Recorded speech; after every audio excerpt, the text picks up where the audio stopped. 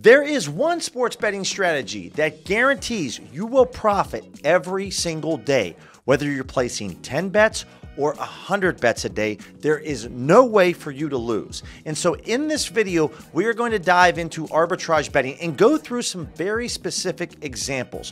While this strategy is pretty straightforward, like all sports books set their odds and prices on their own. So we're going to bet on Team A and Team B. Because the odds are different, because these sports books are in constant competition for your business, we can place different wager amounts on each side, guaranteeing ourselves a guaranteed profit. And this is a strategy that I've been employing in the month of October that's helped me make almost $8,000 in 2 weeks. So we're going to dive into some specific examples because there are some traps or pitfalls that you need to be aware of. And I want to make sure that you understand exactly how to execute this strategy, because the only way that a mistake can be made is by human error. So by consuming this video and watching this strategy, we're going to walk you through exactly how you want to execute this so that you can eliminate any of those errors. Over here on the OddsJam Arbitrage Tool, what this tool's job is it scans the hundreds of thousands of different lines between all the sports books and shows us the handful of plays that have an edge. So we're going to receive a 1.72% ROI, or return on our investment, no matter what happens. As we mentioned before, all sports books set their odds or prices on their own. So in this Tampa Bay Buccaneers on this football game, the team is going to score either 3 touchdowns or more. If that's the case, the bet wins over at Bet365. If they score 2 touchdowns or less in the football game, the bet wins on FanDuel, because the plus odds here of 120 is a larger number than the minus odds of 112. 120 is a bigger number than 112. This is an arbitrage opportunity where we can hedge our bet to make risk-free cash. Now, on ESPN Bet, this is not an arbitrage opportunity. Why? Because 105 is a smaller number than 112. So what we're going to do is click on the one-click bet feature over at FanDuel. Now, one of the reasons why I love FanDuel is because they offer a very subtle feature here. Let's say we wanted to wager $200 on this play. Well, FanDuel's going to tell me, hey man, you've made too much money on us, so we're just going to limit you to $112. No problem. We plug in 112. Now we're not going to submit this bet. The next thing that we want to do is come back over to the calculator, type in 112, and now we know that we need to wager $95 over at Bet365. So our total investment is going to be $207, and no matter what happens, we're either going to make $2 or $5. So we're going to come over here to Bet365. I'm just going to do Control F and type in team touchdowns, and just come down here a little bit, scroll down, and you can see it's right here. So we're going to look for the Tampa Bay Buccaneers, and we're going to go for the over 2.5 at plus 120. So now we have this wager pulled up right here. We're going to go $95, right? Over here on FanDuel, we have this for 112. We're going to submit these bets back to back within a matter of seconds. We come over, click this first at Bet365, boom. Now we come over to FanDuel. We know that FanDuel was going to accept our wager of $112, so we submit the bet first over at Bet365. Again, 95 plus 112 is 207. We're either going to make $212 or $5 return on our investment, or $209, so a $2 return on our investment. So that's the first tip with arbitrage betting. When we're using a book like FanDuel, that's going to tell us the maximum amount that it will accept for our wager. We don't want to submit that bet first. We save that for last.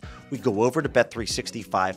We plug that bet in first. And that's where tip number 2 is going to become very useful for you as arbitrage bettors, because guys, not all sports betting markets are created equal. Let me show you. Something that's very important to understand is the different types of markets that we're going to be arbitrage betting with. So when we're looking at, let's say, an NFL moneyline play with the Broncos, and maybe we wanted to wager $5,000 or arb this for $5,000. Well, FanDuel is going to let me wager $2,777. Now over here, when we're looking at the WNBA finals, looking for the player props for Breanna Stewart over or under 1.5 made threes, if I wanted to wager, let's say $5,000 on this market, well, this is a completely different market because it's a player prop market. FanDuel is going to let me wager $37.50. So this is really important for arbitrage betting. Here's why. When you're looking at arbitrage betting, the markets and the sports book that you're going after, you're going to see various different limits.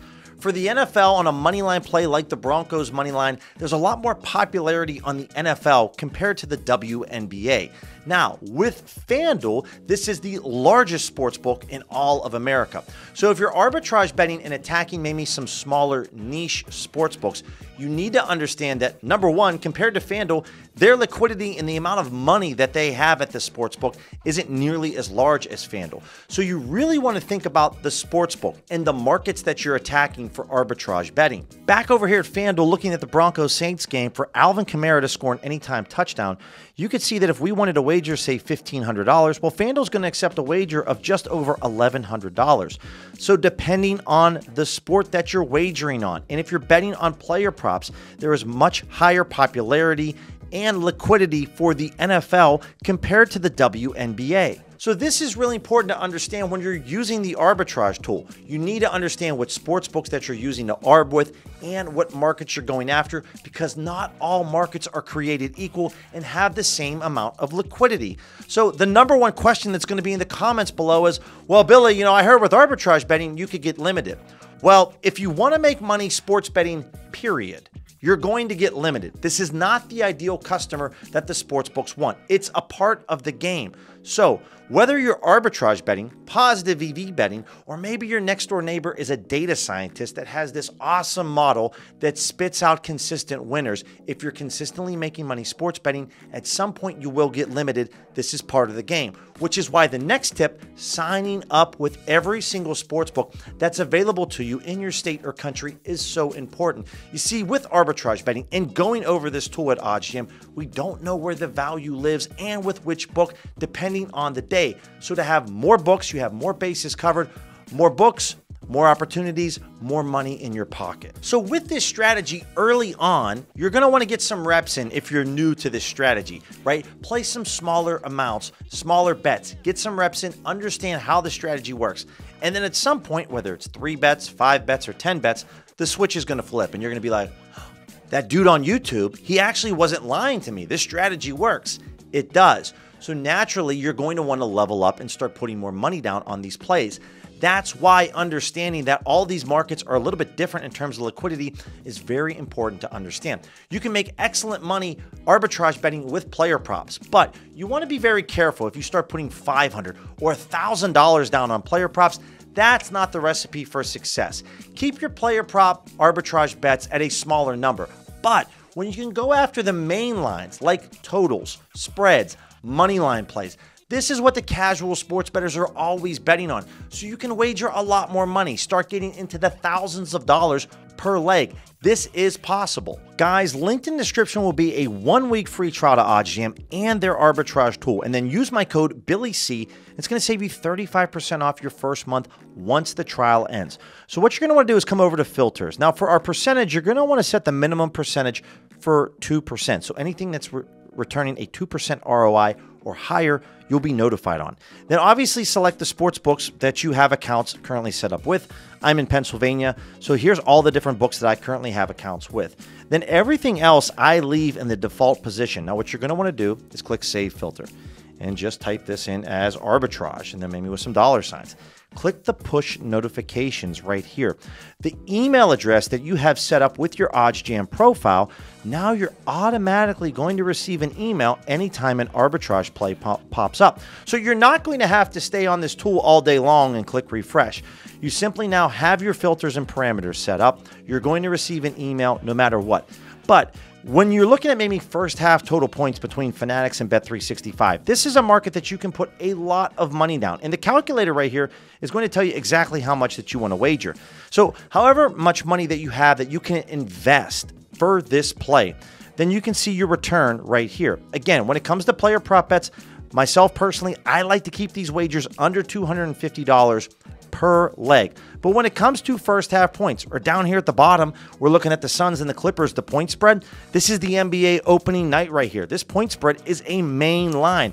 You can put thousands of dollars down on each leg because these books are going to accept it because it's the NBA. It's not quite as niche as, say, maybe a total field goals market, where there's going to be some action on this because it's the NFL, but it might not be as much liquidity in this market compared to the point spread. Another thing that you can do is come over here to market and just select this all.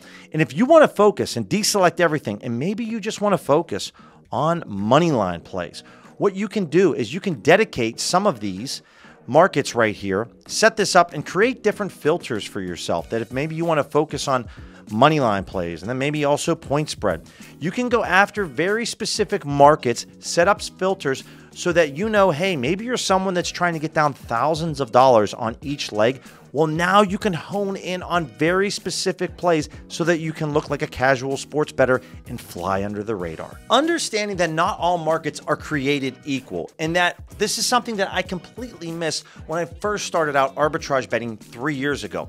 Now, if you're asking me, well, hey, Billy, like how much time should I be setting aside to arbitrage bet? Or more importantly, like how much money do I need to get started with arbitrage betting to roll in these consistent profits? Well, then click this video right here. We have a dedicated masterclass playlist that goes through all the tools on OddsJam and specifically arbitrage betting from soup to nuts. This is going to be a video that you're going to want to bookmark that you can come back to time and time again, as there are certain things that I didn't touch on in this video that this masterclass playlist goes through in great detail.